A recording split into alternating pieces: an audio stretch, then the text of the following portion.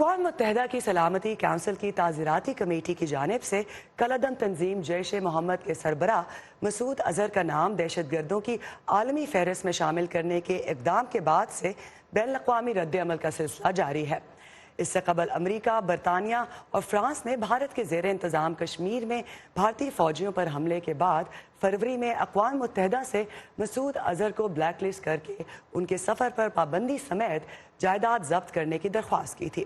تاہم چین کی مخالفت کے باعث اس بارے میں حتمی فیصلہ نہیں ہو سکا تھا۔ چین نے اس سے پہلے سن 2016 اور 17 میں بھی مسعود اظہر پر پابندی لگانے کی کوششوں کو ناکام بنا دیا تھا۔ ماضی میں چین کی مخالفت کے باعث مسعود اظہر کو دہشت گرد قرار دینے کی کل 4 کوششیں کامیاب نہیں ہو سکی تھی۔ تاہم بدھ کو چین نے مسعود اظہر کو دہشت گرد قرار دینے کی تجویز پر اپنی تکنیکی التوا کو ختم کر دیا، جس کے بعد اقوام متحدہ کی سلامتی کونسل کی تعزیراتی کمیٹی نے مسعود اظہر کو عالمی دہشت گرد قرار دے دیا۔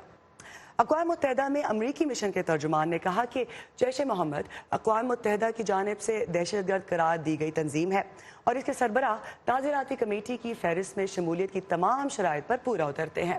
ترجمان نے پاکستان کی جانب سے لیے جانے والے ابتدائی اقدامات کو سراہا اور امید کی کہ اس سلسلے میں پاکستان مزید اقدامات کرے گا جن کا تعین اس نے خود اپنے نیشنل ایکشن پلان میں کر رکھا ہے۔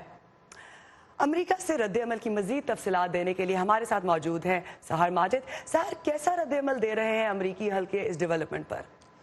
جی ارم، ٹرمپ انتظامیہ کی نیشنل سیکیورٹی کونسل نے اپنے رد عمل میں کہا ہے کہ امریکہ اقوام متحدہ کی جانب سے مسعود اظہر کو دہشت گرد قرار دینے کو سراہتا ہے، جو کل عدم دہشت گرد تنظیم جیش محمد کا سربراہ ہے، جس نے 14 فروری کو کشمیر میں دہشت گرد حملے کر کے 40 سے زائد بھارتی فوجی ہلاک کر دیے تھے۔ بیان میں یہ بھی کہا گیا ہے کہ اقوام متحدہ کا یہ اقدام پاکستان سے دہشت گردی ختم کرنے اور جنوبی ایشیا میں امن قائم کرنے کے حوالے سے بین الاقوامی عزم کی دلیل ہے۔ اس بارے میں جب میں نے واشنگٹن ڈی سی کے تحقیقی ادارے ولسن سینٹر میں جنوبی ایشیائی امور کے ماہر مائیکل کوگلمین سے یہ جاننے کی کوشش کی کہ کیا امریکہ کو اپنا مقصد حاصل ہو گیا ہے، تو ان کا کہنا تھا کہ یہ اقدام بڑی حد تک علامتی ہے۔ No, unfortunately, this designation of Azhar. UN security council کی طرف سے مسعود اظہر کو دہشت گرد قرار دینا بے معنی ہے، جس کی حقیقت میں کوئی اہمیت نہیں۔ مسعود اظہر کو دہشت گرد قرار دے کر شاید اس کے سفر کرنے پر پابندی لگ جائے یا اس کے اثاثوں کو ضبط کر لیا جائے، لیکن سچ تو یہ ہے کہ وہ کافی بیمار ہے، وہ کچھ کرنے کی حالت میں ہے ہی نہیں۔ یہ بات بھی واضح نہیں ہے کہ اس وقت اس کے پاس جیش محمد تنظیم کا کتنا اختیار ہے، اور اگر آپ ماضی میں جھانکیں تو سال 2008 میں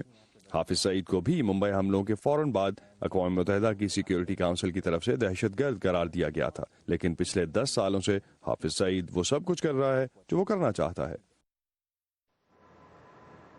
مائیکل کوگلمین کہتے ہیں کہ پاکستان جانتا تھا کہ یہ ہونے والا ہے اور اقوام متحدہ کے اس فیصلے سے پاکستان اور امریکہ کے تعلقات پر کوئی منفی اثر نہیں پڑے گا۔ جب ان سے پوچھا گیا کہ کیا پاکستان ناراض ہو کر افغان امن کے معاملے سے اپنا ہاتھ کھینچ سکتا ہے، تو ان کا کہنا تھا کہ پاکستان نے کئی دفعہ امریکہ کو ایسی دھمکی ضرور دی ہے، لیکن اب تک ایسا ہوا تو نہیں۔